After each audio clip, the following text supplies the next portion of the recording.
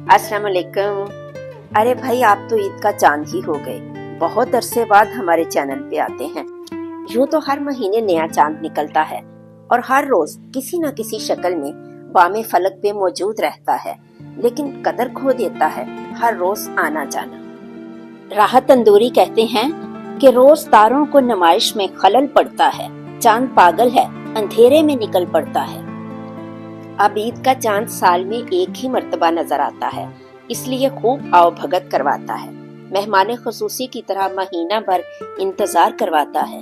आप इसे निज़ाम शमसी का चीफ गेस्ट भी कह सकते हैं। ईद के चांद की दूसरी खूबी ये है कि जिस दिन इंतजार होता है इसके निकलने का, उस दिन दोपहर से ही मतला अबर आलूद होना शुरू हो जाता है। पुराने वक्तों में ईद का चांद छत पर जाकर देखा जाता था। तुझे चांद के बहाने देखूं तो छत पर आजा गोरिये। पतंग उड़ाने के अलावा छत का दूसरा बड़ा मकसद चांद देखना ही था। जैसे पतंग उड़ाने के लिए छत से ज्यादा गैर महफूज जगह घर में और कोई न थी, ऐसे ही छत पर जाकर चांद देखने के कुछ साइड इफेक्ट्स भी थे, जिनकी निशानदेही शोरा करते रहते थे। माह नौ देखने तुम छत पर न जाना हरगिज़, शहर में ईद की तारीख बदल जाएगी। अब अतर शाह जेदी के साथ कुछ अलग ही सीन हो गया। कहते हैं कि चांद रात आए तो सब देखें हिलाले ईद को, एक हमारा ही नसीबा हड्डियां तुड़वा गया। छत पे हम थे चांद के नजारे में खोए हुए, बस अचानक चांद का अब्बा वहां पर आ गया। ईद का चांद वाहिद चीज है कि जिसपे उंगलियां उठती भी हैं तो दादो तहसीन के लिए, ना कि ऐब जोई के लिए। वो ऊंचे दरख्त की टहनी के पीछे जरा सा नीचे। अब अगर किसी को नहीं भी नजर आया तो वो यही कहता है कि हाँ हाँ हाँ नजर आ गया, वो सामने ही तो है। और अगर वाकई ईद का चांद तुमने देख लिया तो चांद की ईद हो गई होगी।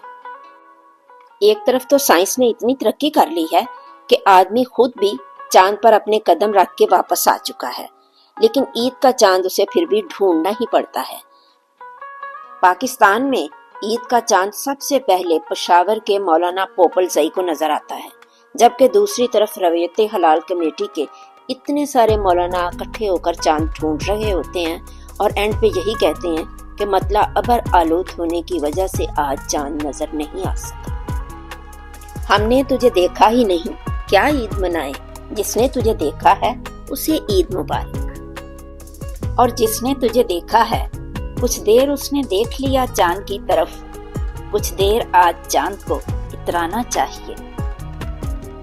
पहले 3 दिन का चांद जो कि बहुत बारीक और नाजुक होता है उसे हिलाल कहा जाता है, इसलिए ईद का चांद हमेशा हिलाले ईद ही कहलाता है। उनके अब्रुए खमीदा की तरह तीखा है, अपनी आंखों में बड़ी देर छुपा ईद का चांद। चश्म तो वुस्सते अफलाक में खोई सागर, दिल ने एक और जगह ढूंढ लिया ईद का चांद। 7 दिन के चांद को तरबी, 14 दिन के चांद को बदर, फुल मून या 14वीं का चांद कहते हैं। और फिर 14वीं का चांद हो या आफताब हो, चांद भी हैरान, दरिया भी परेशानी में है।